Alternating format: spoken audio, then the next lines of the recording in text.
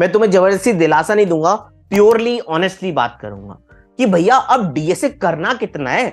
अब बेसिकली करने को तो पूरा समंदर है, कितना पढ़ाई करें। एक फ्रंट एंड इंजीनियर रोल एक ऐसा है जिसमें डीएसए सबसे कम पूछा जाता है। किसी को बेसिक करना है, किसी को बेसिक प्लस इंटरमीडिएट करना है, किसी को पूरा एडवांस डीएसए तक करना है। कि पूरा ऐसे मत हो जाओ कि डीएसए करूंगा ही नहीं। ये बहुत अंडररेटेड पॉइंट है। ये चीजें ना बाद में जाके पता लगती हैं। ये गलतियां करोगे तो अच्छे सॉफ्टवेयर इंजीनियर नहीं बन पाओगे।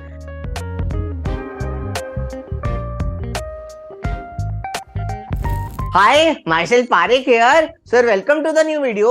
और यार इस वीडियो का फोकस होने वाला है, I will be discussing a very important point कि क्या डीएसए अब सीखना यूजलेस हो गया है। यार हम इतनी सारी मेहनत करें, इतनी सारी पढ़ाई करें, बाद में हमें जॉब ही नहीं मिल पा रही है। अगर डेवलपमेंट से इतनी सारी जॉब्स मिल पा रही हैं तो डीएसए पढ़ना ही क्यों है। क्या करें, कुछ समझ नहीं आ रहा है, राइट। एंड डेफिनेटली बहुत ही फेयर क्वेश्चन है तुम्हारा। मैं इस वीडियो में 4 पॉइंट डिस्कस करूंगा, तुम्हें अच्छे से क्लैरिटी मिल जाएगी कि डीएसए करना है तो कितना करना है, क्यों करना है एंड किस लेवल तक हमें जाना है। तो प्लीज वीडियो को एंड तक देखना। पसंद आए वीडियो तो लाइक एंड शेयर करना बिल्कुल मत भूलना, दूसरों को भी इससे अच्छे से क्लैरिटी मिल जाएगी। और सब्सक्राइब कर देना चैनल को अगर अभी तक नहीं करा है। तो चलते हैं और अपने पहले पॉइंट के बारे में बात करते हैं कि क्या यार तुम डीएसए इसलिए पढ़ रहे हो कि तुम्हें फैंग कंपनी में जाना है। यार ये बहुत ही गलत एम है और बहुत ही डेंजरस एम है। तो दोस्त यहां पर ना 2 चीजें प्लीज ध्यान से समझ लो। मैं तुम्हें जबरदस्ती दिलासा नहीं दूंगा, प्योरली ऑनेस्टली बात करूंगा। पहली चीज, अगर हम फैंग कंपनी एम कर रहे हैं तो एज अ फ्रेशर पहली बात ये थोड़ी कम अपॉर्चुनिटीज देती हैं, बिकॉज लिमिटेड अपॉर्चुनिटीज हैं। और ऑन कैंपस वालों के लिए फिर भी समझ में आता है कि चलो केवल डीएसए से वो फैंग कंपनी निकाल सकते हैं। ऑफ कैंपस में तो और अपॉर्चुनिटीज लिमिट हो जाती हैं। तो अगर हमने केवल डीएसए करा होगा ना तो इन कंपनी में जाना ज्यादा से ज्यादा डिफिकल्ट होता जाएगा। बट इसके साथ अगर मैं बात करूं, डीएसए के साथ हमने डेवलपमेंट कर लिया, एकदम directly as a fresher FAANG company नहीं भी मिली तो हम 1-2 साल स्टार्टअप में काम करके एक्सपीरियंस लेके, डीएसए में तो ठीक ठाक थे ही, साथ में डेवलपमेंट का एक्सपीरियंस हो गया तो इन कंपनीज में जाना रिलेटिवली आसान हो जाता है। 1-2 साल काम करके जब करते हो तो वो कंपनीज एक्सपीरियंस को ज्यादा वैल्यू करती है रेदर देन डीएसए, और अपॉर्चुनिटी ज्यादा मिलती है क्योंकि उनको पता है इस बंदे को काम करना ऑलरेडी आता है। तो अगर हमें थोड़ी अपॉर्चुनिटी ज्यादा बढ़ानी है फैंग कंपनीज में भी तो DSA plus development will be much much better.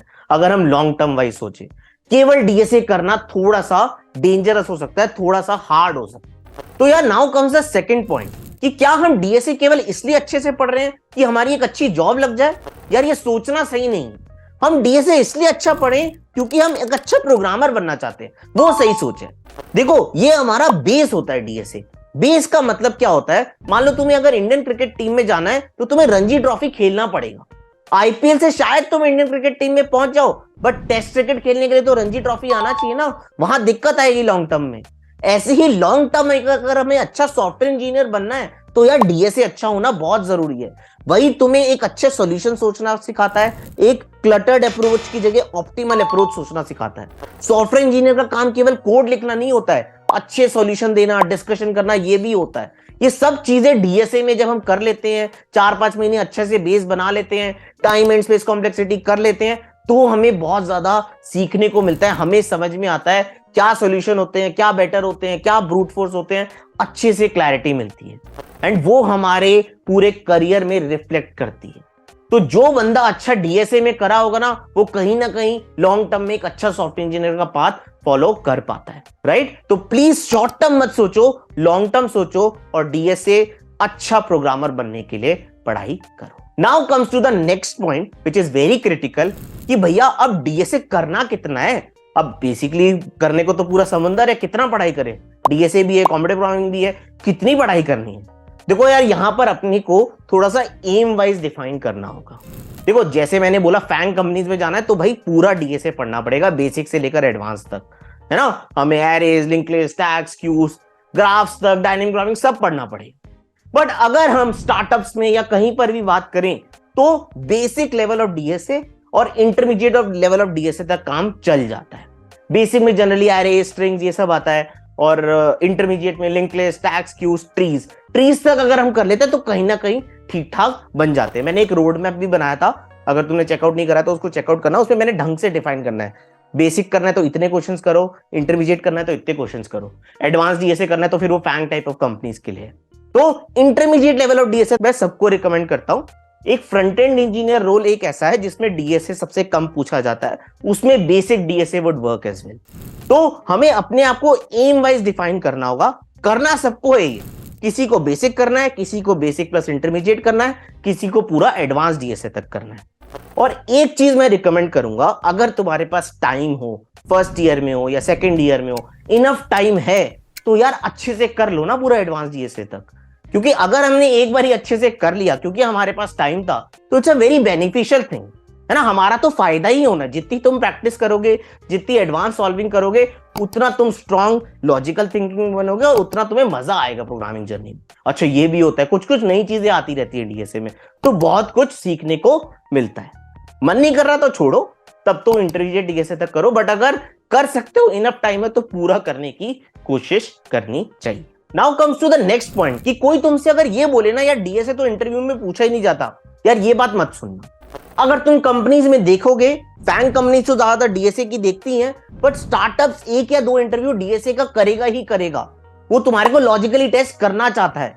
तो डीएसए हमारे को इंटरव्यू में सब टाइप के इंटरव्यूज के लिए रेडी होना है अगर, तो डीएसए करना तो पड़ेगा ही, इंटरव्यूज में कहीं ना कहीं आएगा ही। तो उसकी इंपॉर्टेंस है, यूजलेस नहीं है वो। चाहे वो कंपनी में जाके बहुत लिमिटेड यूज हो रहा हो, बट कंपनी निकालने के लिए तो यूज हो रहा है ना, इंटरव्यूज में पूछा जा रहा है ना। स्टार्टअप हो, बड़ी कंपनी हो, सब लोग एक मिनिमम इंटरव्यू करते ही करते हैं।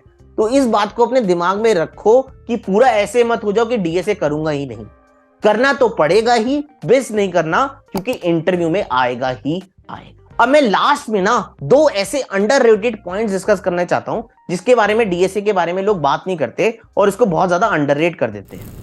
उसमें पहला पॉइंट इज, डीएसए लोग ये समझते हैं कि बस पहली कंपनी क्रैक करने के लिए काम आना है।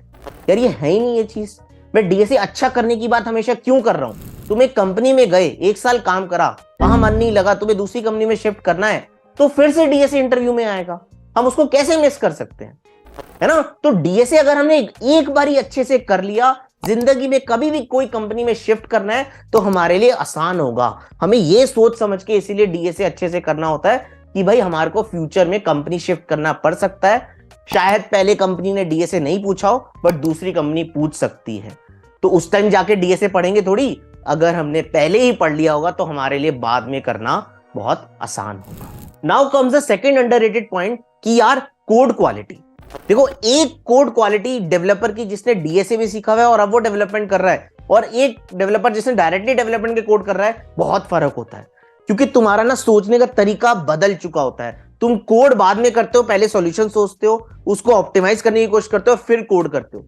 जब वो बंदा डीएसए में स्ट्रांग होता है ना, वो जब कोड लिखता है, वो कहीं ना कहीं सारे केसेस सोच चुका होता है, एज केसेस सोच चुका होता है, कहां फटेगा कहां नहीं फटेगा, अच्छे से सोच समझकर कोड करता है। ये बहुत अंडररेटेड पॉइंट है। ये चीजें ना बाद में जाके पता लगती हैं, अच्छा यार मैंने ये मिस कर दिया, वो मिस कर दिया। ये गलतियां करोगे तो अच्छे सॉफ्टवेयर इंजीनियर नहीं बन पाओगे। That's why I always see कि कोड क्वालिटी में तुम्हें दिख जाएगा फर्क कि यार ये कितना क्लीन कोड है, कितना ऑप्टिमाइज कोड है और कितना मजेदार कोड है।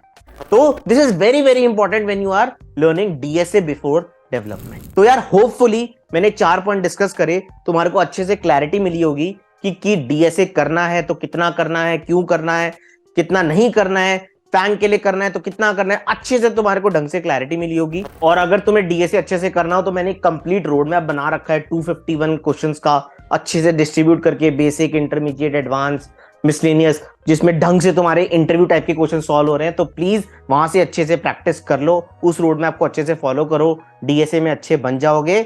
और वीडियो पसंद आई तो लाइक एंड शेयर करना मत भूलना, सब्सक्राइब कर देना अगर अभी तक नहीं करा है, और मिलते हैं नेक्स्ट वीडियो में। Thank you.